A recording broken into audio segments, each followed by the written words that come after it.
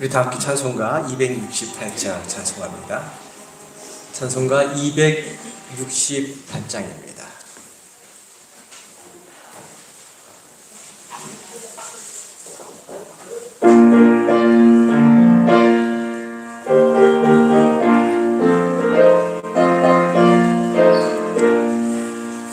죄에서 자유를 얻게 함은 보혈의 능력 주의 보혈 시험을 이기고 승리하니 참 놀라운 능력이로다. 주의 보혈 능력이 또다. 주의 피 믿어 주의 보혈 그 어린 양의 매우 귀중한 피로다. 육체의 정욕을 이기는 보혈의 능력 주의 보혈 정결한 마음을 얻게 하니 참 놀라운 능력이로다. 주의 보혈 능력이 또다. 주의 피 믿어 주의 보혈 그 어린 양의 매우 귀중한 피로다. 눈보다 너에게 밝히는 것 보혈의 능력 주의 보혈 부정한 모든 것 밝히시니 참 놀라운 능력이로다. 주의 보혈 능력이 또다. 주의 피 믿어 주의 보혈 그 어린 양의 매우 귀중한 피로다. 구주의 복음을 전할 제목 보혈의 능력 주의 보혈 날마다 나에게 찬송 주니 참 놀라운 능력이로다.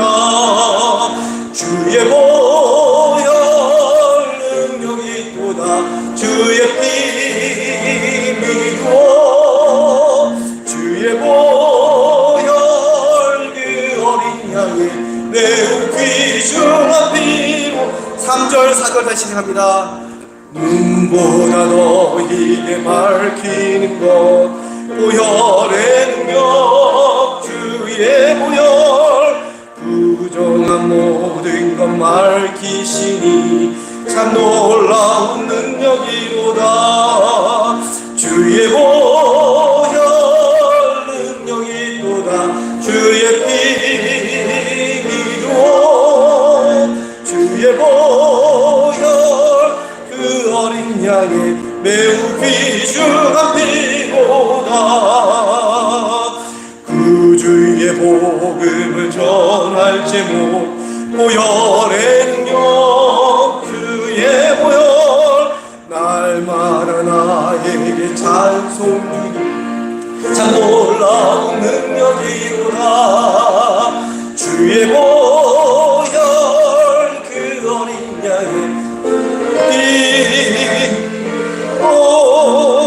주의 보혈 그 어린 양의 매우 귀중한 피로다.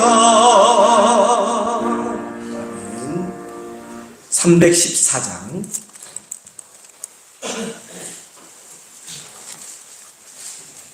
찬송가 314장입니다.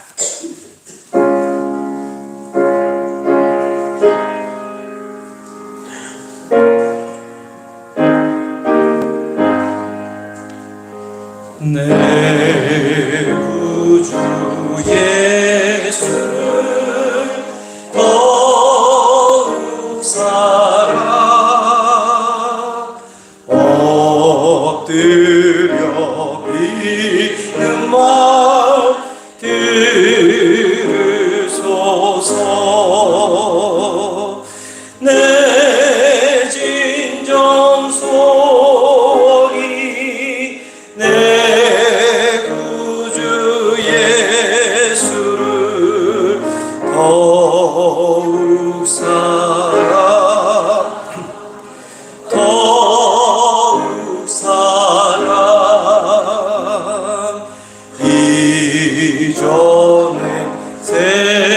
세상 나 기뻤어도 지금 내 기쁨은 오직 예수.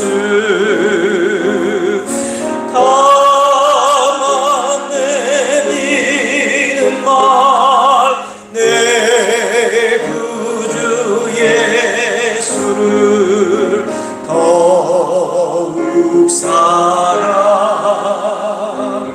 더욱 사랑. 이 세상 떠날 때 찬양하고 숨질 때 하는 말 그루송세.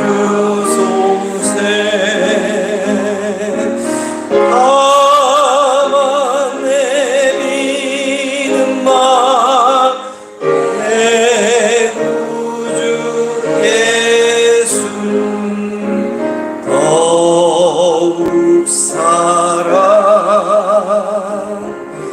더욱. 2절 3절 다시 찬양합니다. 이전에 세상 나 기뻤어도 지금 내 기쁨은 오직 예수. 다만 내미는 말 내 구주 예수를 더욱 사랑 더욱 사랑. 이 세상 떠날 때 찬양하고 숨질 때 하는 말 이것일세. 다만 내미는 말 내 구주 예수를 더욱 사랑 더욱 사랑.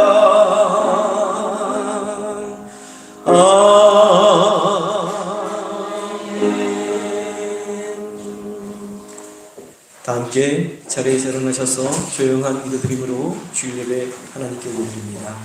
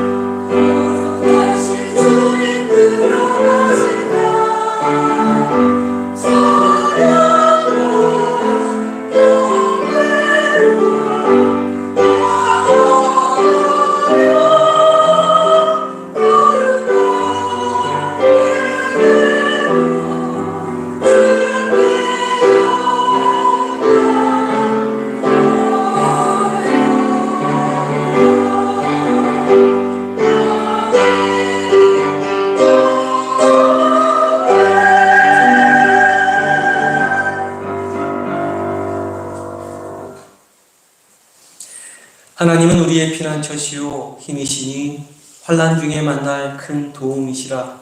그러므로 땅이 변하든지 산이 흔들려 바다 가운데 빠지든지 바닷물이 흉흉하고 뛰놀든지 그것이 넘침으로 산이 요동할지라도 우리는 두려워 아니하리로다. 만군의 여호와께서 우리와 함께 하시니 야곱의 하나님은 우리의 피난처시로다. 아멘.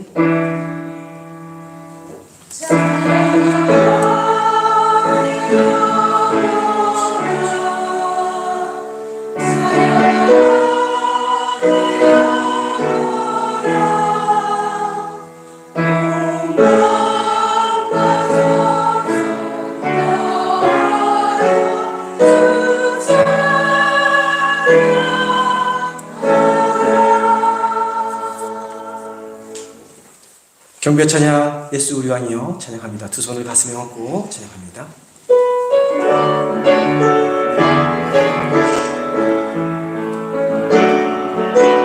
예수 우리 왕이여 이곳에 오소서 보좌로 주여 임하사 찬양을 받아 주소서 주님을 찬양하오니 주님을 경배하오니 왕이신 예수여 오셔서 좌정하사 다스리소. 우리 두 손을 하나님께 올려드리며 찬양합니다. 예수 우리 왕이요 이곳에 오소서 보좌로 주여 임하사 찬양을 받아 주소서 주님을 찬양하오니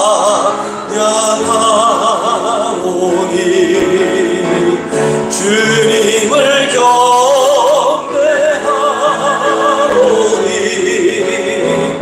왕이신 예수여 오셔서 좌정하사 다스리소서.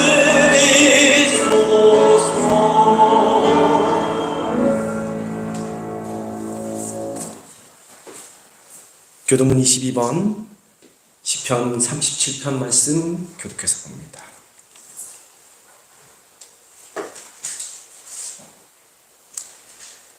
악을 행하는 자들 때문에 불평하지 말며 불의를 행하는 자들을 시기하지 말지어다.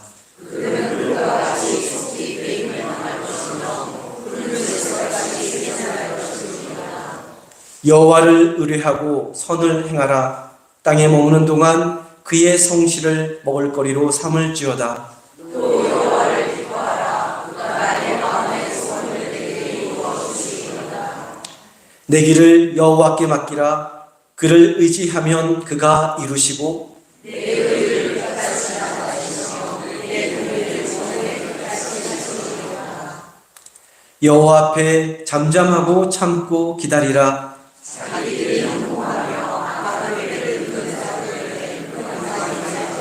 함께 읽겠습니다. 분을 그치고 노를 버리며 불평하지 말라. 오히려 악을 만들 뿐이라. 아멘. 사도신경으로 신앙 고백드립니다. 전능하사 천지를 만드신 하나님 아버지를 내가 믿사오며 그 외아들 우리 주 예수 그리스도를 믿사오니 이는 성령으로 잉태하사 동정녀 마리아에게 낳으시고 본디오 빌라도에게 고난을 받으사 십자가에 못 박혀 죽으시고 장사한 지 사흘 만에 죽은 자 가운데서 다시 살아나셨으며 하늘에 오르사 전능하신 하나님 우편에 앉아 계시다가 저리로서 산 자와 죽은 자를 심판하러 오시리라.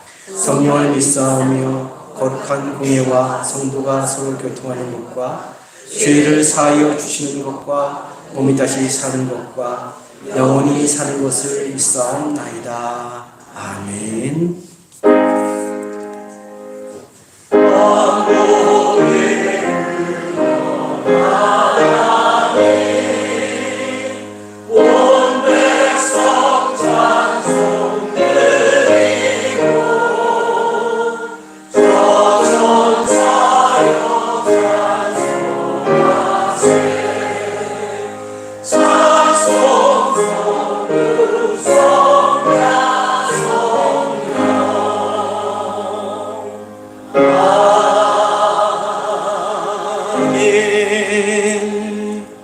다 자리에 앉아주시기 바랍니다. 홍현익 장로님 나오셔서 대표하여 기도해 주시겠습니다.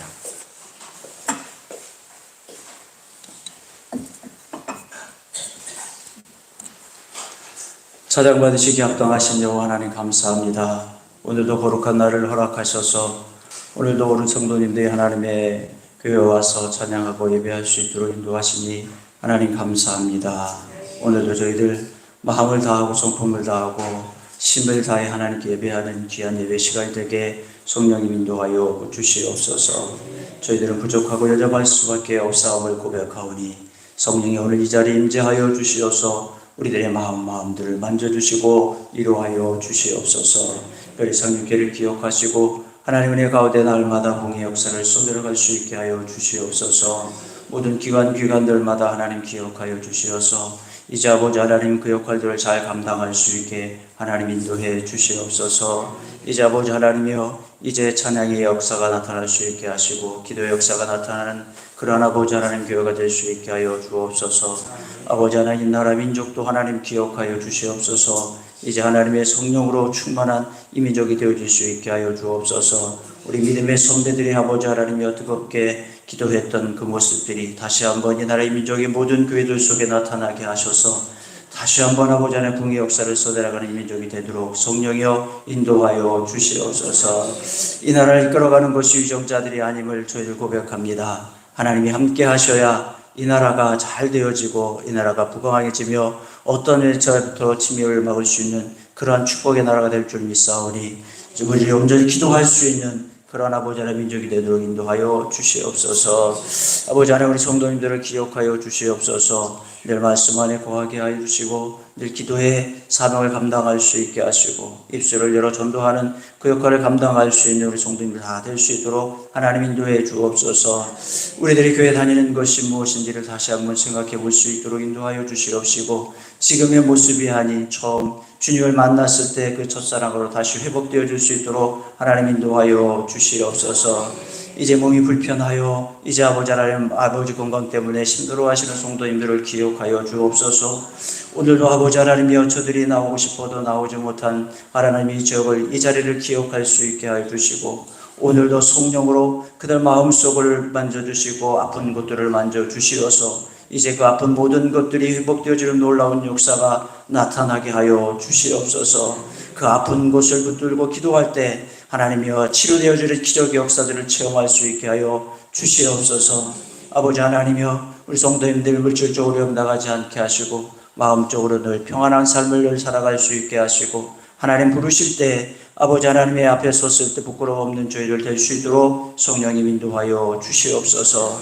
이제 아버지 하나님 오늘도 귀한 말씀을 전하는 목사님에게도 하나님 함께 하시고 그 말씀 속에 이제 아버지 하나님 살아있는 놀라운 말씀이 되어질 수 있도록 하나님 인도하시고 저희들 그 말씀 좋은 밭이 되어서 하나님이여 받아들일 수 있는 귀한 마음 될 수 있도록 오늘도 인도하여 주시옵소서. 처음 시간이 오니 성령님이 함께하여 주실 줄 믿고 감사하며 예수님의 이름으로 기도합니다. 아멘.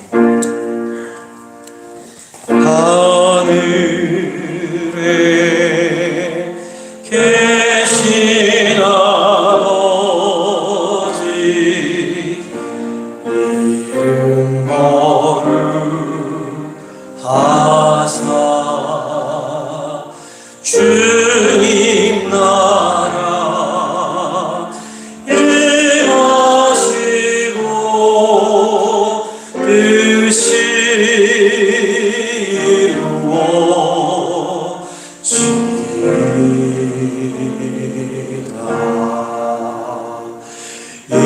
일용할 양식 주시고 우리들의 큰 죄 다 용서하옵시고 또 시험에 들게 마시고 악에서 구원하소서. 대개 주의 나라 주의 권세 주의 영광 영원히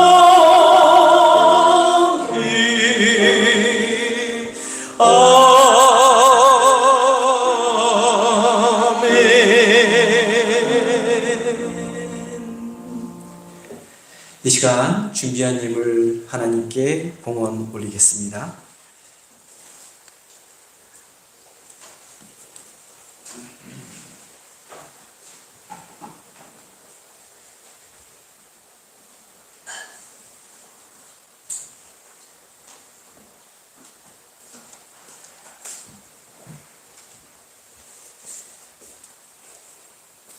우리 삶의 산 소망이 되시는 하나님 아버지, 귀하고 복된 날 저희 모두를 한자리에 불러주셔서 하나님께 존귀와 영광과 찬양을 올리게 하시니 감사를 드립니다. 이 시간 주님께서 우리 삶에 베풀어 주신 은혜 하나하나 기억하며 감사드리며 마음과 정성과 뜻을 다하여 하나님께 예물 올려드립니다. 감사로, 시대 하나로, 선교로, 건축으로, 일천번제로 여러 가지 기도 제목으로 드린 이 예물 하나하나 기쁘게 흠양하여 주시고 하나님 나라를 위하여 귀하게 거룩하게 복되게 쓰여지는 예물 되게 하여 주옵소서. 드린 손길 위에 하늘문을 열어 축복을 부어주시고 기도 제목에 응답의 역사가 있게 하여 주옵소서. 가정과 자녀와 일터를 지켜주시고 복에 복이 넘침으로 축복의 통로가 되게 하여 주옵소서. 감사드리며 우리를 죄와 죽음에서 구원하여 주신 귀하신 예수 그리스도 이름으로 기도드립니다. 아멘.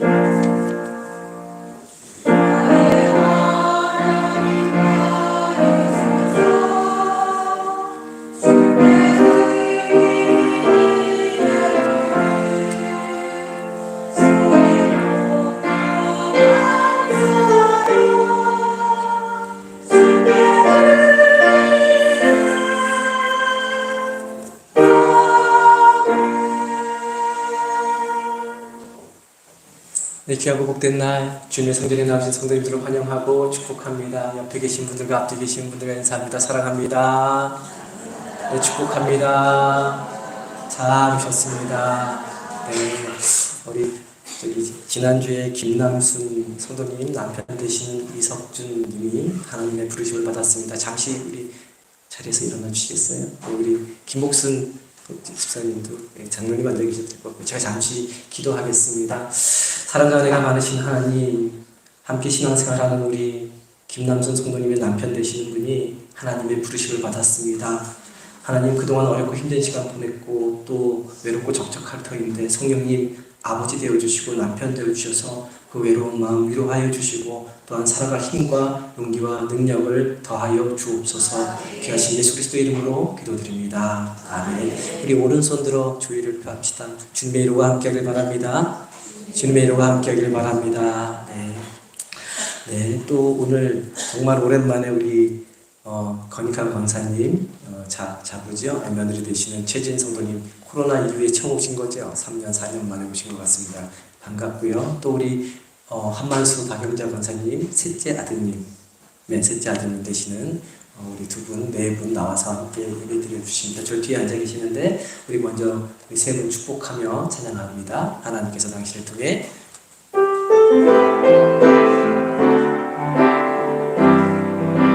하나님께서 당신을 통해 내 마른 땅에 샘물 나게 하시 서로를 보며 가난한 영혼 마른 영혼 당신을 통해 주 사랑을 원하네. 아멘. 감사합니다. 우리 김남순 성도님께서 애찬을 위한 떡을 준비해 주셨습니다. 감사드립니다. 예배 후에 잠시 기획위원회로 모이겠습니다. 그리고 성가대실 구도서관이죠. 자리가 곰팡이가 썰고 좀 성가대 연습하기가 너무 열악한 환경이어서 좀 이렇게 수리하고 고치려고 합니다. 남선교회 회원분 되신 분들은 식사하신 후에 좀 가셔서 십시일반 손 하나 좀 거들어 주셔서 좀 정리를 하고 말려야 페인트 칠하고 그럴 수 있다고 합니다. 그래서 좀 오늘 작업을 좀 미리 우리가 성도님들이 함께 힘을 합쳐서 해주면 좋겠습니다. 시간 되시는 분들은 식사 후에 도와주시면 감사하겠습니다. 그리고 홍순영 성도님 이번 주 목요일날 을지병원에서 수술하십니다. 기억하시고 위에서 기도해 주시기를 바랍니다. 찬송합니다. 찬송가 337장입니다.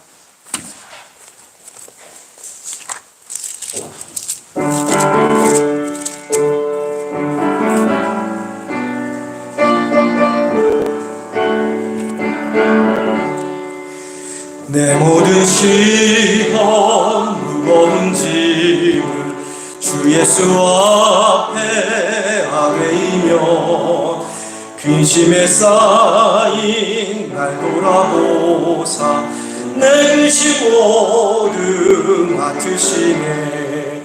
무거운 짐을 나홀로 지고 견디다 못해 쓰러질 때 불쌍히 여겨 구원해 주니 은혜의 주님 오직 예수. 내 모든 괴로움 닥치는 환난 주 예수 앞에 아뢰이며 친히 날 구해 주사 넓으신 사랑 베푸시네. 무거운 짐을 나홀로 지고 견디다 못해 쓰러질 때 불쌍히 여겨 구원해 주니 은혜의 주님 오직 예수. 내 짐이 점점 무거워질 때 주 예수 앞에 아뢰이며 주께서 친히 날 구해 주사 져주시네. 무거운 짐을 나홀로 지고 견디다 못해 쓰러질 때 불쌍히 여겨 구원해 주니 은혜의 주님 오직 예수. 마음의 시험 무서운 죄를 주 예수 앞에 아뢰이며 예수는 능력이 되사 세상을 이길 힘 주시네. 무거운 짐을 나홀로 지고 견디다 못해 쓰러질 때 불쌍히 여겨 구원해 주니 은혜의 주님 오직 예수. 오늘 우리에게 주시는 하나님의 말씀은 느헤미야 6장 1절부터 16절까지 말씀입니다.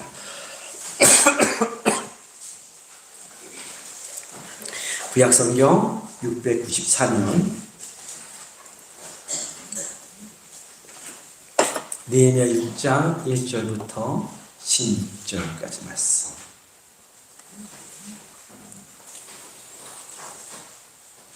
저와 함께 교독해서 봅니다. 제가 먼저 봅니다. 산발랏과 도비야와 아라비아 사람 게셈과 그 나머지 우리의 원수들이 내가 성벽을 건축하여 허물어진 틈을 남기지 아니하였다 함을 들었는데 그때는 내가 아직 성문에 문짝을 달지 못한 때였더라.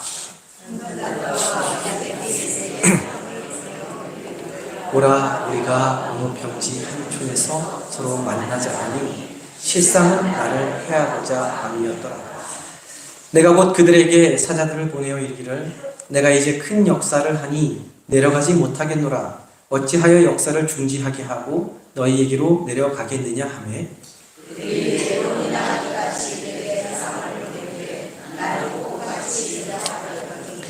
산발롯이 5번째는 그 종자의 손에 봉하지 않은 편지를 들려 내게 보냈는데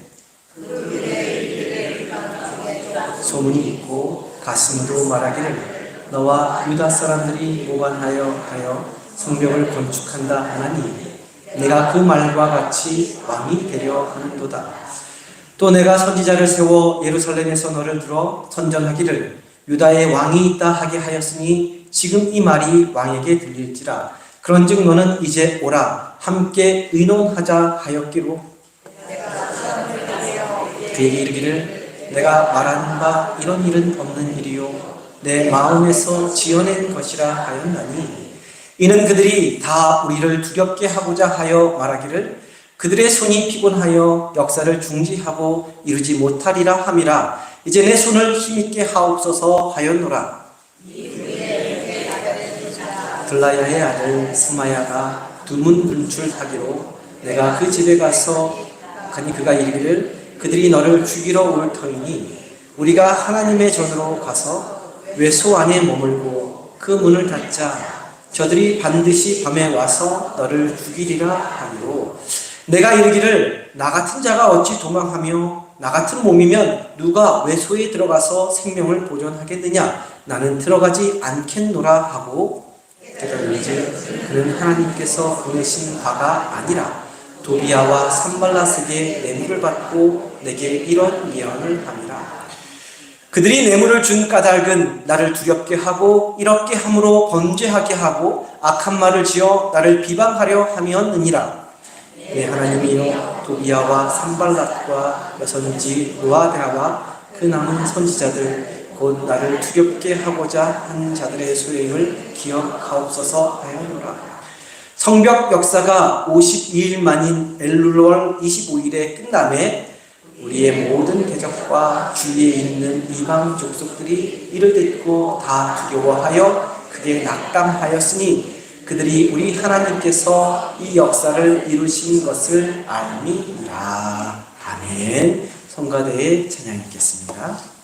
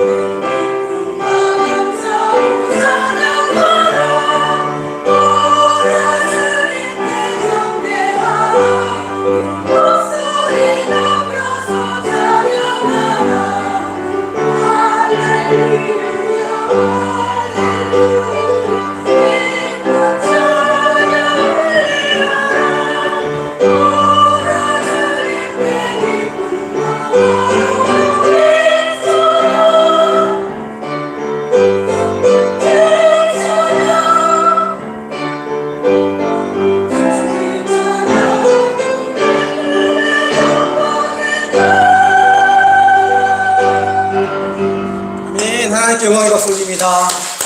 주신 성가대에게 큰 격려의 박수 보내시기 바랍니다. 감사합니다. 기도합니다. 귀한 날 복된 날 주님을 찬양하며 나아갑니다. 주님의 말씀을 사모하며 나아갑니다. 이 시간 함께해 주시고 주님의 은혜, 주님의 사랑, 주님의 능력 경험하는 복된 예배 시간 되게 인도하여 주옵소서. 귀하신 예수 그리스도 이름으로 기도드립니다. 아멘. 오늘 우리가 함께 본 말씀 중에 끝부분에 나오는 거의 15분, 끝부분에 나오는 15절 말씀을 보면 느헤미야와 이스라엘 백성이 52일 만에, 며칠 만에 52일 만에 4km 심리가 되는 그 거대한 성벽의 역사, 그 성벽 재건의 역사를 끝마쳤다라고 말씀하고 있습니다. 우리가 4장에서 살펴보았듯이 성벽 재건을 방해하는 세력들 앞에서 이스라엘 백성들이 허리에는 칼을 차고 한 손에는 병기를 들고 나머지 한 손으로는 성벽을 성실히 쌓는 그러한 모습을 볼 수 있었습니다. 근데 오늘 함께 읽은 6장 1절 이하의 말씀을 보면 성벽의 완성을 이루기 전 성벽을 방해하는 세력들, 곧 산발랏과 도비아, 게셈이 또다시 나타나 끝까지 방해 공작을 펼치는 것을 보게 됩니다. 6장 1절 말씀 우리 다시 한번 함께 한 목소리로 보겠습니다. 함께 봅니다. 산발랏과 도비아와 아라비아 사람 게셈과 그 나머지 우리의 원수들이 내가 성벽을 건축하여 허물어진 틈을 남기지 아니하였다 함을 들었는데 그때는 내가 아직 성문에 문짝을 달지 못한 때였더라.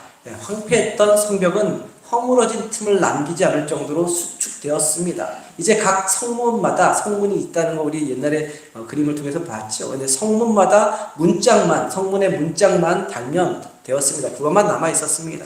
성벽 건축이 끝난 것이나 다름없는 그러한 상황이었습니다. 그런데 바로 그 순간 느헤미야를 무너뜨리려고 적들이 공격해 들어온 것입니다. 그리고 그 공격은 외적인 공격, 곧 무력, 힘, 군대를 동원해서 성벽을 공격하려고 했던 것이 아니라 느헤미야의 내부, 곧 느헤미야의 마음을 공략하려는 공격이었습니다. 하나님 중심으로 백성들의 마음을 모아서 성벽을 재건하는 그 느헤미야의 마음만 흔들어 놓으면, 그래서 그 마음만 분열시켜 놓으면 성벽을 허무는 일은 손하나 까딱하지 않아도 무너뜨릴 수 있다는 것을 적들이 너무나 잘 알고 있었던 것입니다. 이와 같은 공격은 저와 성도님이 믿음 안에서, 신앙 안에서 살려고 할 때 공격해 들어오는 사탄의 계략과도 같습니다. 사탄은 우리의 외부, 우리의 겉을 직접적으로 공격하지 않습니다. 우리에게 직접적인 타격을 가하기보다는 우리의 내부, 곧 우리의 마음을 흔들어 놓고 분열시키는 데 전문가들입니다. 그래서 마귀 사탄은 손 하나 까딱하지 않고 우리 스스로 마음을 흔들어 놓기 때문에 우리 스스로 우리가 좌절하게 만들고 포기하게 만들고 낙심하게 만듭니다. 그래서 주저앉게 만들고 패배자, 실패자로 만듭니다. 무엇보다도 어떤 일을 이루고 성취했다고 생각했을 때, 이제는 다 됐다, 이만하면 잘 되었다라고 방심할 때 여지없이 우리 마음의 빈틈을 파고드는 것이 바로 사탄의 계략인 것입니다. 이러한 사탄의 고도의 계략은 가짜 휘발유를 만드는 방법과 같습니다. 사랑하는 성도님, 혹시 가짜 휘발유를 만들 때 가짜 휘발유에 가장 많이 들어가는 것이 무엇인지 아십니까? 뭘 가장 많이 넣을 것 같습니까? 휘발유가 가장 많이 들어가 있습니다. 가짜 휘발유를 만들 때 휘발유가 가장 많고 물이든 불순물이든 그거 조금밖에 안 넣는 거예요. 그래서 가짜로 만드는 겁니다.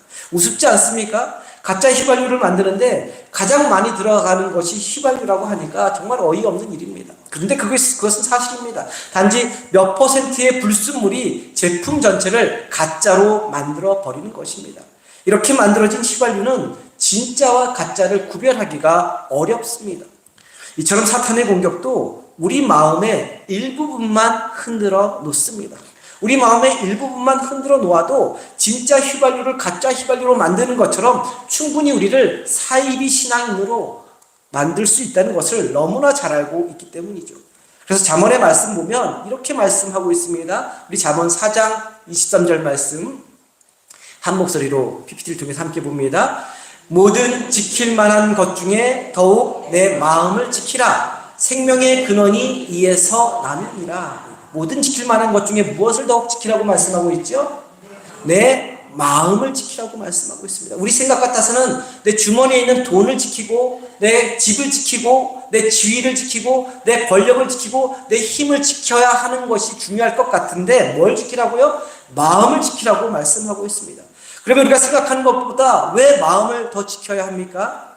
생명의 근원이 바로 마음에서부터 나오기 때문인 것입니다. 사실 모든 일들을 따져보면 우리 마음에 의해서 좌우되는 경우가 많이 있습니다. 아무리 비참한 일을 겪고 어려움을 당하고 절망적인 상황에 놓여도 마음 중심을 잘 지키고 마음 중심을 잘 다스리면 그 상황과 그 어려움을 극복할 수 있는 힘과 실마리를 찾을 수 있습니다. 절망 가운데서도 마음 중심이 잡혀 있으면 한 줄기 빛을 발견할 수 있습니다. 그러나 아무리 편안하고 즐겁고 행복하고 안락한 상황에서도 마음이 흔들리기 시작하면 사정없이 모든 것이 다 곤두박질치고 절망하고 좌절하고 주저앉게 되어 있습니다. 대부분 다 경험해 보시지 않았습니까? 저도 경험해 보았습니다. 성경에 보면 위대한 인물들도 생명의 근원이 되는 이 마음을 지키지 못해 무너지는 경우를 찾아볼 수 있습니다. 열왕기상에 보면 엘리야 선지자가 나옵니다. 모세와 더불어 이스라엘의 영웅적인 인물이요 놀라운 기적을 행했던 예언자 중에 예언자였습니다. 무엇보다도 가장 유명한 이야기 중에 하나는 갈멜산에서 바알과 아세라를 섬기는 우상 850명과 850대 1로 전쟁을 벌였던, 홀로 싸웠던 그런 이야기가 굉장히 위대한 이야기 중에 하나입니다. 갈멜산에서 우상 숭배자 850명과 누가 참 신인지 누가 참 하나님인지 대결을 펼칠 때 엘리야는 하나님을 마음 중심에 모시고 단단히 무장해서 승리할 수 있었습니다. 혈혈단신으로 엄청난 일을 해낸 것이죠. 그런데 그 싸움에서 승리한 직후 탈진한 엘리야는 로뎀나무 아래에서 자신을 죽여달라고 하나님께 간구하는 장면이 나옵니다. 승리를 거둔 그 성취감에 취해서 무엇인가 이제 승리했으니까 세상에 놀라운 변화가 일어날 줄 알았는데 그가 생각했던 결과가 나타나지 않자 마음 한구석에 좌절감이 스며들었던 것이죠. 사탄이 그 빈틈을 여지없이 파고들어서 그의 마음을 흔들어 놓았고 좌절시킨 것입니다. 그래서 하나님께 죽는 것이 사는 것보다 더 낫겠다고 그냥 여기 로뎀나무 아래에서 나를 그냥 죽여달라고 그렇게 하나님께 간구하는 어리석은 모습을 보였던 것이죠. 다윗도 마찬가지입니다. 다윗에게 찾아온 인생의 최대 위기는 사울 왕에게 쫓길 때가 아니었습니다. 무수히 많은 적대국을 직접 상대해서 전쟁을 치룰 때도 아니었습니다. 오히려 왕이 되어서 가장 강력한 국가를 일으켰을 때 인생의 가장 큰 위기가 찾아오게 되죠. 자신의 부하들을 전쟁터로 보낸 후에 오랜만에 여유를 가지고 느긋하게 공중위를 거닐 때 찾아온 것입니다. 충성스러운 부하였던 우리아의 아내 밧세바가 목욕하는 모습을 보고 간음하는 죄를 범하고 말았던 것이죠. 이 사건은 다윗의 인생의 치명적인 칩으로 남게 되었을 뿐만 아니라 가정과 자녀들의 삶을 망가뜨리는 원인을 제공했다는 것을 우리가 말씀을 통해 살펴보았습니다. 어렵고 힘들 때는 도망자로 쫓기고 살아갈 때는 하나님 앞에서 온전했던 마음이 안정을 찾고 여유가 생기자 욕정이라는 그 마음에 흔들리고 말았던 것이죠. 바로 사탄의 유혹을 이기지 못함으로 하나님의 마음에 합한 사람이라 불리는 다윗의 인생에 평생 오개티로 남는 사건을 저지르고 말았던 것입니다. 사랑하는 성도님, 신앙인에게 있어서 가장 중요한 것은 마음을 지키는 일입니다. 하나님 앞에서 온전한 마음을 지키는 것, 그것보다 더 중요한 것은 없습니다. 계획하고 준비한 일을 성취하는 것보다, 내가 위대한 일을 이루는 것보다, 인생을 살면서 바라고 원하는 일을 얻는 것보다 더 중요한 것은 바로 마음을 지키는 것입니다. 우리가 성공하기를 원하는데, 자녀들도 성공하기를 원하는데, 우리 신앙인에게서 가장 중요한 성공이 무엇일까요? 그건 역시 하나님 앞에서 마음을 지키는 삶이라 할 수 있습니다. 세상적으로 출세했든지 물질적으로 부유하든지 빛나는 업적을 이루었든지 그것이 중요한 것이 아니라 어떤 상황 어떤 처지에 놓이든지 하나님 앞에서 마음을 지키는 삶, 그 삶이 바로 신앙인으로 성공한 삶이라 할 수 있는 것이죠. 또한 실패와 좌절과 상처와 아픔과 고통 속에서도 마음을 지키는 삶, 그 삶이 바로 신앙인으로서 성공한 삶이라 할 수 있습니다. 저와 성도님 모두 주님을 향한 우리 마음에 불순물을 섞으려는 그 사탄의 계략 앞에 늘 마음을 지킴으로 신앙에 성공하는 승리자들이 다 될 수 있기를 간절히 소망합니다. 무엇보다도 위기나 절망과 고난의 때뿐만 아니라 무엇인가 이루었다고 생각했을 때, 어떤 일을 성취했다고 생각했을 때 이 정도면 괜찮아 라고 평가할 때 어려운 시절 함께했던 주님을 잊지 말고 기억하며 더욱 마음을 지키며 나아가는 저와 성도님 되기를 간절히 소망합니다. 오늘 우리가 함께 살펴볼 느헤미야는 엘리야나 다윗처럼 그리고 평범한 우리처럼 실수를 범하지 않았습니다. 사탄의 세력이라 할 수 있는 산발랏과 도비야와 게셈의 공격, 전후좌우 사방에서 공격해 들어오는 그 공격, 곧 느헤미야의 마음을 흔들어 놓으려는 그 악한 자들의 계략에 넘어가지 않았습니다. 그러면 산발랏의 세력들은 어떻게 느헤미야의 마음을 흔들어 놓으려 했을까요? 세 가지가 나오는데 오늘은 두 가지만 살펴봅니다. 먼저 그들은 타협이라는 음모를 꾸밉니다. 이전까지는 어떻게 했습니까? 비난하지 않았습니까? 험담하지 않았습니까? 조롱하고 협박했습니다. 그래서 성전 재건을 방해했습니다. 그런데 그러한 것들이 소용없게 되었지요. 그리고 그들의 방해와는 상관없이 성벽이 이제 거의 다 재건되려고 하자 적대자들은 중립지역인 오노 평지에서 대화를 하자고 느헤미야에게 사람을 보냅니다. 2절 말씀 상반절만 함께 봅니다. 2절 말씀 상반절 말씀만 함께 보겠습니다. 산발랏과 게셈이 내게 사람을 보내어 이르기를 오라 우리가 오노 평지 한 촌에서 서로 만나자 하니 느헤미야가 페르시아의 높은 관직을 내려놓고 이스라엘 땅에 온 이유는 단 하나입니다. 바로 성벽을 재건하기 위함이었습니다. 이제 성문의 문짝만 달면 자신이 이루고자 했던 목적을 다 이루는 것이죠. 거의 다 이룬 것이나 마찬가지입니다. 그래서 성취감이 있었을 것입니다. 하나님의 능력으로 가능한 일이었지만 자신의 헌신과 수고와 희생이 없었다면 불가능했을 것이라는 자만심도 느헤미야에게 생길 법했습니다. 바로 그러한 시기에 자신을 적대하고 방해하던 세력들이 화친을 하고자 그렇게 제의를 해온 것입니다. 평화조약을 맺자고 제의를 해온 것이죠. 만일 느헤미야가 성취감과 자만심에 도취되어 조금이라도 마음 가운데 방심했더라면 어떻게 했을까요? 그들의 제의를 흔쾌히 받아들였을 것입니다. 이제 성벽이 완성되는 것을 보니까 나를 괴롭혀왔던 적들도 이제 뿌리를 내리는구나. 성벽이 재건되고 예루살렘의 힘이 세지면 성벽 재건을 방해했던 자신들이 위태로워질 수 있으니까 이제 화해하고자 손을 내미는구나. 이제 성벽 공사도 거의 마무리되어 가니 나중 일을 생각해서 그들과 적당히 타협하며 평화롭게 지내는 것도 앞날을 도모하는 데 좋은 일이 아닐까라고 생각할 수도 있었을 것입니다. 그러나 불가능해 보이던 성벽 재건을 아무리 빠른 시일에 마무리 지었다 해도 느헤미야는 성취감과 자만심에 도취된 사람이 아니었습니다. 자신이 한 일이 아니라 하나님이 하신 일이라는 것을 분명히 알고 있었습니다. 이처럼 느헤미야는 늘 언제나 하나님 앞에서 마음을 지키며 살아갔던 지도자였습니다. 그래서 적들의 음모를 정확히 간파할 수 있었습니다. 다른 말로 마음의 빈틈을 파고드는 악한 사탄의 유혹을 정확히 분별할 수 있었습니다. 그래서 느헤미야는 2절 말씀 하반절 이하에서 이렇게 말하고 있는데 우리 2절 말씀 하반절과 3절 말씀 한 목소리로 함께 봅니다. 함께 보겠습니다. 실상은 나를 해하고자 함이었더라.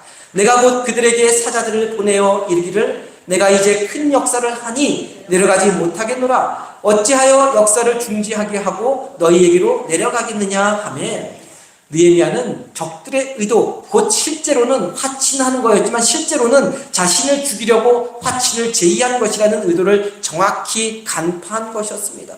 만일 모든 일을 완성해 가는 시점에서 느헤미야가 마음 가운데 조금이라도 방심했더라면, 마음의 중심을 지키지 못했더라면, 그래서 자만심과 성취감에 도취되어 있었더라면 이들의 사악한 유혹에 그냥 넘어가고 말았을 것입니다. 성벽 완성은 고사하고 자신의 목숨조차 부지하지 못했을 것입니다. 화친 조약을 맺은 것이 아니라 이들은 오노 평지에 사람들을 매복시키고 느헤미야가 나오기만을 기다렸던 거예요. 죽이려고 나오기만 기다리고 있었던 것이죠. 믿음으로 살아가고자 하는 우리를 방해하는 세력들, 적대자들은 우리와 절대로 친해질 수가 없습니다. 타협이라는 수단으로 유혹하여 친해지려고 하는 것도 결국은 휘발유에 물을 섞어 간짜로 만들어 버리기 위함이지 우리에게 유익을 주려고, 우리의 편의를 봐주려고, 우리의 상태를 좀 더 좋아지게 하려고 그러는 것이 절대로 아니라는 것이죠. 그렇기 때문에 유혹은 우리를 철저히 파괴하려는 사탄의 영적인 공격입니다. 온갖 이설로 사람의 마음을 사로잡아 하나님이 쓰실 수 없도록 가짜 휘발유로 만들어 망가뜨리려는 그러한 계략인 것이죠. 우리는 늘 사탄의 유혹 앞에 노출되어 있다는 것을 기억할 수 있어야 합니다. 믿음 안에서 살려고 하면 할수록, 하나님의 사람으로 살아가려면 할수록 사탄은 우리를 무너뜨리고 망가뜨리기 위해서, 그래서 가짜 휘발유처럼 우리를 만들기 위해서 우리를 끊임없이 유혹해 오는 것입니다.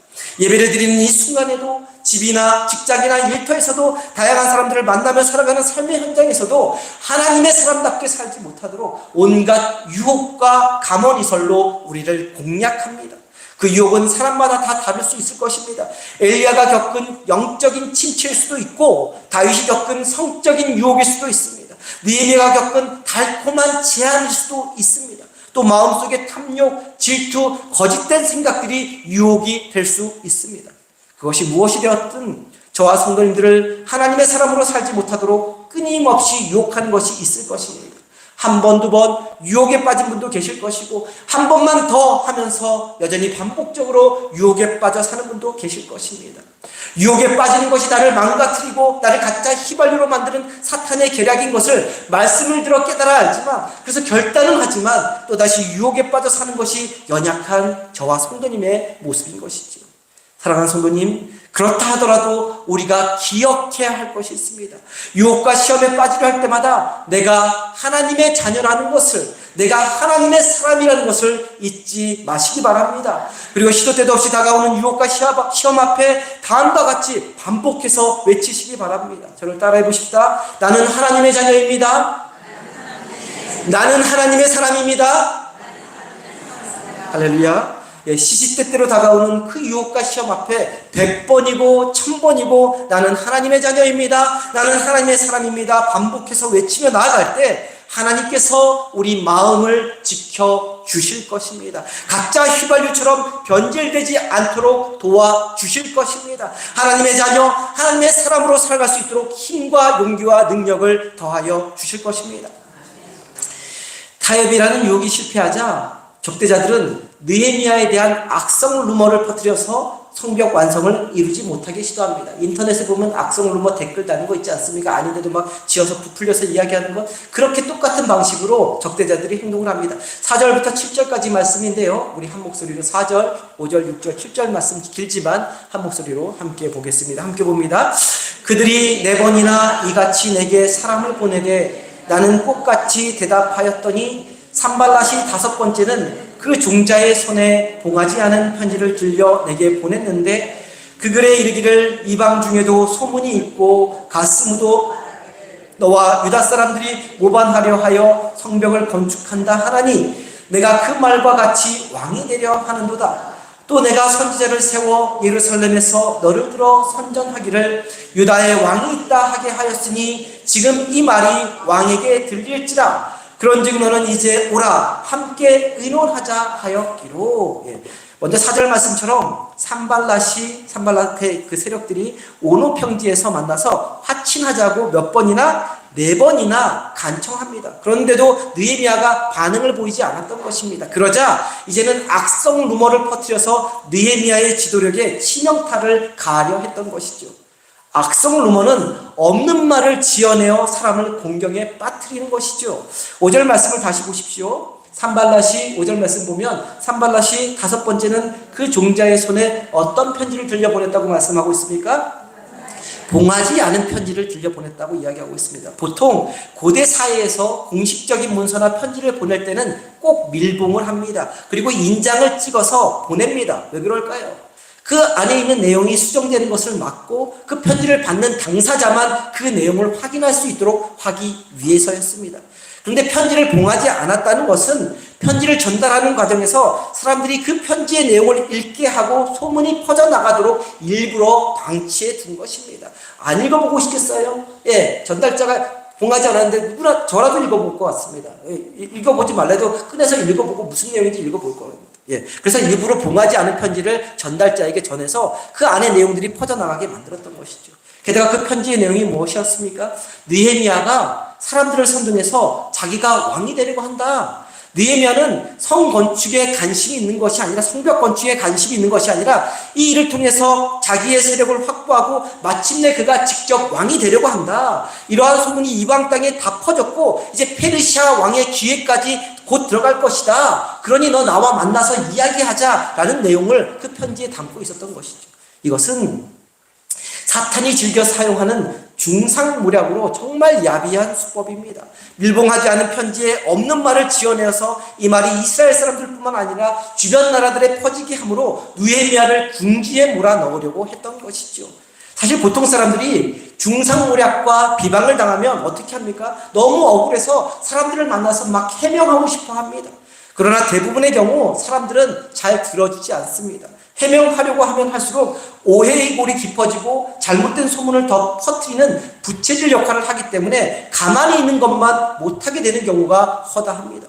그래서 억울한 일을 만나면 누군가 험담하고 모함하고 중상모략하면 누군가가 나를 그렇게 하면 뭐 해야 됩니까? 침묵해야 합니다. 참고 인내하고 침묵하다 보면 진이 곧 옳고 그름이 반드시 드러나게 되어 있습니다. 내가 잘못하지 않았으면 만천하에 드러나게 되어 있습니다. 하나님이 반드시 그렇게 해 주십니다. 사랑하는 성도님, 누군가가 나를 중상모략하고 억울하고 괴롭고 답답한 일이 생길 때 어떻게 해야 한다고요? 침묵해야 합니다. 사람들을 만나 하소연하기보다는 침묵해야 합니다. 인내해야 합니다. 그리고 하나님 앞에 나아가 기도해야 합니다. 내가 하고 싶은 대로 하는 것이 아니라 하나님이 지시하시는 대로 따라가야 합니다. 그러면 하나님께서 자연스럽게 순리대로 모든 일을 다 풀어가 주시는 것이죠. 이 일당들의 노림수는 분명했습니다. 바로 거짓으로 중상모략해서 느헤미야의 마음을 뒤흔들어 놓는 것입니다. 해명하기 위해서 백방으로 뛰어다니게 만들고 정신을 혼미하게 만들어서 성벽 건축을 완성하지 못하게 하려고 했던 것이죠. 주일학교에 다니는 어떤 학생이 엄마에게 이런 질문을 합니다. 엄마, 거짓말과 도둑질 중 어떤 것이 더 나빠요? 라고 질문을 합니다. 그랬더니 엄마가 하는 말이 아마 도둑질이 더 나쁘지 않을까 했습니다. 성도님들도 입술로 거짓말을 말하는 것보다 남의 물건을 훔치는 도둑질이 더 나쁘다고 생각이 들지 않습니까? 저도 그렇게 문득 생각이 듭니다. 그런데 이 어린아이 하는 말이 엄마 말이 틀렸다고 하면서 이렇게 말을 합니다. 엄마, 도둑질한 물건은 다시 돌려줄 수가 있어요. 그런데 거짓말은 다시 돌려줄 수가 없어요. 그래서 거짓말이 더 나빠요. 퍼져나가기 때문에 그렇다는 거예요. 그렇게 라고 말했다는 것이죠. 요즘 아이를 키우기가 정말 어렵습니다. 너무 똑똑하고 맞는 말만 하기 때문에 그렇죠. 그리고 성경에 비추어 볼 때도 이 아이의 말이 정확히 맞습니다. 거짓말, 중상모략, 곧 혀의 범죄가 얼마나 큰 것인지 우리가 너무나 쉽게 간과합니다. 아무렇지도 않게 그냥 그럴 수 있다고 정당방위를 위해서 어쩔 수 없다고 치부하기가 쉽습니다. 그러나 하나님은 우리의 신령과 우리의 골수를 꿰뚫어 보시는 분이십니다. 눈에 보이고 드러나는 도둑질보다 눈에 보이지 않는 은밀한 내면의 죄, 자신을 속이고 사람을 속이고 하나님마저 속이려고 드는 거짓을 가장 싫어하시고 그 죄를 가장 크게 물어오시는 분이십니다. 청교도들에게는 이런 거짓말에서 비롯된 중상모략의 죄를 짓지 않기 위해서 그들 나름대로의 수칙이 세 가지 수칙이 있었다고 합니다. 첫째로 이것은 그러니까 그 이야기가 사실에 근거한 소문인가 먼저 확인했다는 거예요. 둘째, 내가 이 소문을 본인에게서 확인했는가라고 질문했다는 거예요. 셋째, 그것이 만일 사실이라고 할지라도 내가 들은 말을 다른 사람들에게 전달하는 것이 하나님께 영광이 되며 내 형제들에게 유익한 일인가라고 이 세 가지 수칙을 놓고 말을 이야기를 했다는 거예요. 교회 안에서도 이런 원칙이 필요합니다. 우리는 너무 쉽게 말하는 경향이 있는데 성경의 많은 부분이 우리 혀에 대한 경고임을 잊지 말아야 합니다. 에베소서 4장 29절에 보면 다음과 같이 말씀하고 있습니다. 에베소서 4장 29절 말씀인데요. 에베소서 4장 29절 말씀, 한 목소리로 제가 조금 부연 설명해서 적었는데 함께 봅니다. 무릇 더러운 말, 곧 거짓된 말, 모함하고 험담하는 말, 음담패설과 같은 말은 너희 입 밖에도 내지 말고 오직 덕을 세우는 데 소용되는 대로 선한 말을 하여 듣는 자들에게 은혜를 끼치게 하라. 함께 읽은 이 에베소서의 말씀처럼 늘 우리의 입과 혀에서 덕을 세우는 말, 선한 말을 하여서 주변 사람들에게 은혜를 나타내는 저와 성도님들이 될 수 있기를 간절히 소망합니다. 느헤미야는 자신에 대해서 거짓말을 말하고 중상모략하는 세력 앞에서 이렇게 반응합니다. 9절 말씀인데요. 9절 말씀 한 목소리로 보죠. 9절입니다. 함께 봅니다. 이는 그들이 다 우리를 두렵게 하고자 하여 말하기를 그들의 손이 피곤하여 역사를 중지하고 이루지 못하리라 함이라. 이제 내 손을 힘있게 하옵소서 하였노라. 느헤미야는 첫 번째 방해가 왔을 때와 마찬가지로 그들을 상대하지 않았습니다. 그들과 중상모략을 하고 거짓말을 해서 비방한다 해서 소문이 퍼져나간다고 해서 그들을 상대하지 않았습니다.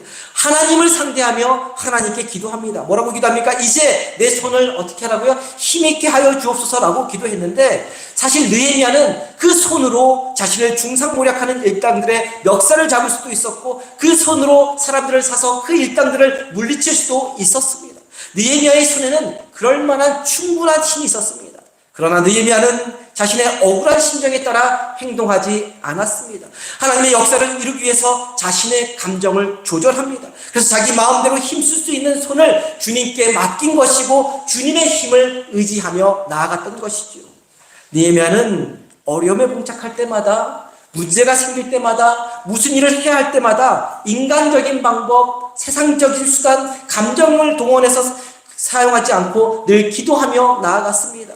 우리가 느헤미야서를 통해 계속해서 살펴보았듯이 예루살렘이 황폐해졌다는 소식을 듣고 가장 먼저 기도합니다. 페르시아 아닥사스다 왕에게 도움을 청하기 전에도 먼저 기도했습니다. 대적들로부터 비웃음과 조름을 받을 때도 기도합니다. 이스라엘 백성들이 원망을 쏟아낼 때도 깊이 생각하며 기도했습니다. 대적들이 협박할 때도 기도하며 나아갔습니다. 그리고 마음을 송두리째 무너뜨리는 계략, 곧 중상모략을 하는 지금 이 시점에도 기도로 나아가고 있는 것이죠. 기도로 모든 문제를 해결했고, 기도로 힘과 능력을 얻었고, 기도로 성벽재건을 이룬 것입니다. 이처럼 신앙인에게 있어서 기도야말로 악한 세력을 대적하는 가장 큰 무기 중에 무기인 것이죠. 억울한 우리 마음을 달랠 수 있는 유일한 도구 역시 기도인 것입니다. 무기력한 우리를 힘있게 하는 능력의 원천인 것도 바로 기도인 것이죠. 삶의 문제 앞에 우리가 불안해하고 두려워하고 억울해하고 힘들어하면, 그래서 우리 마음이 흔들리기 시작하면 사탄은 기뻐 춤추며 날뛸 것입니다. 근데 삶의 문제 앞에서 우리가 마음의 중심을 잡고 기도하기 시작하면 사탄이 주랭랑을 치는 것을 두 눈으로 똑똑히 목격하게 될 것입니다. 느헤미야는 그 사실을 너무나 잘 알고 있었기 때문에 악성 루머, 중상모략으로 인해 명예와 지위의 치명타를 입고도 감정에 치우쳐 행동하는 것이 아니라 전능하신 하나님 앞에 기도로 나아갔던 것입니다. 기도로 마음을 지켜낸 것입니다. 그리고 하나님의 사람으로 하나님이 맡기신 성벽 재건을 이루어낸 것입니다. 사랑하는 성도님, 올해 교회 표처럼 성립교회 성도님들 모두 기도하는 분들이 되기를 간절히 소망합니다. 말에 사람에 휩싸여 수군거리는 것이 아니라 하나님 앞에 기도로 나아가는 저와 성도님 되기를 소망합니다. 느헤미야처럼 기도로 마음을 지켜나가고 기도로 문제를 해결하면서 상리교회와 우리 가정과 나 자신을 든든히 세워가는 하나님의 사람들이 되기를 간절히 소망합니다. 질문 하나 드리고 말씀을 마치고자 합니다. 사람들이 느헤미야 시대뿐만 아니라 우리 조선시대나 사람들이 성벽과 성문을 재건하는 이유가 무엇입니까? 한 마을에 성벽과 성문을 쌓는 이유가 무엇입니까? 적의 침입을 막고 성문을 통해 들어오고 나가는 것을 살피기 위함이지요. 나쁜 것, 좋지 못한 것, 해가 되는 것은 들어오지 못하게 막고 유익하고 좋은 것은 들어오게 하기 위함이지요. 우리 마음에도 이러한 성벽이 필요합니다. 무분별하게 다 받아들이고 내보내는 것이 아니라 우리 마음 안에 거룩한 성벽을 세워서 악한 사탄의 공격을 막아내고 거룩한 성문을 통해 나쁜 것, 좋지 못한 것들은 다 내보내고 좋은 것, 유익한 것은 받아들일 수 있어야 하는 것이죠. 만일 우리 마음에 거룩한 성벽이 무너져 있다면 다시 기도로, 말씀으로 그 무너진 성벽을 수축할 수 있기를 간절히 소망합니다. 또한 이 상리교회 공동체 안에, 그리고 우리 가정 안에, 내 안에 무너진 성벽이 있다면 그 성벽의 벽돌 한 장을 먼저 나를 수 있는 저와 성도님들이 될 수 있기를 주님의 이름으로 간절히 축원합니다. 기도합니다. 사랑과 은혜의 하나님, 믿음의 길을 걸어가는 동안 좌로나 우로나 치우치지 않는 마음, 흔들리지 않는 마음으로 살아갈 수 있도록 저희의 마음을 주장하여 주옵소서. 평안하고 행복하고 즐거운 순간에도, 위기와 어려움과 공경의 순간에도 마음 중심에 하나님을 모시고 살아감으로 갈대처럼 흔들리고 변덕 부리기 쉬운 우리의 마음을 잘 지켜나갈 수 있는 저희 모두가 되게 하여 주옵소서. 특별히 오늘 함께 나눈 말씀처럼 유혹과 중상모략으로 우리의 마음을 분열시키려고 달려드는 악한 세력들이 몰려올 때 그 세력 앞에 굴복되는 것이 아니라 기도로 무장하여 담대히 물리칠 수 있는 승리의 용사들이 다 되게 하여 주옵소서. 귀하신 우리 주 예수 그리스도의 이름으로 기도드립니다. 아멘.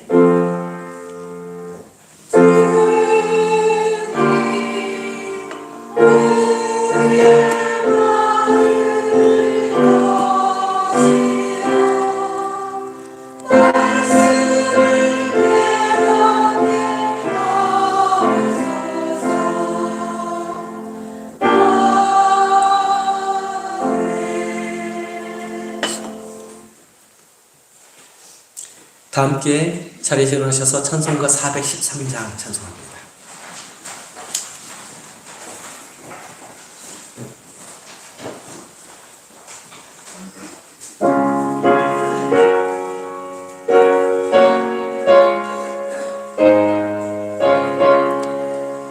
내 평생에 가는 길 순탄하여 늘 잔잔한 가든지 큰 바로 섭고였든지 나의 영혼은 늘 편하다. 내 영혼 평안해. 내 영혼 내 영혼 평안해. 저 마귀는 우리를 삼키려고 입 벌리고 달려와도 주 예수는 우리의 해전되니 끝내 싸워서 이기리라. 내 영혼 평안해. 내 영혼 내 영혼 평안해. 내 지은 죄 주 공비 같더라도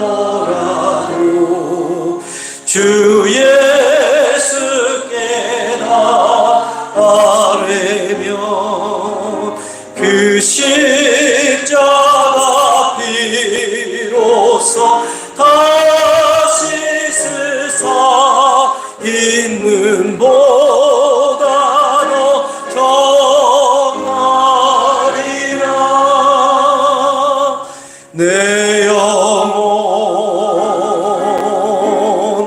평안해.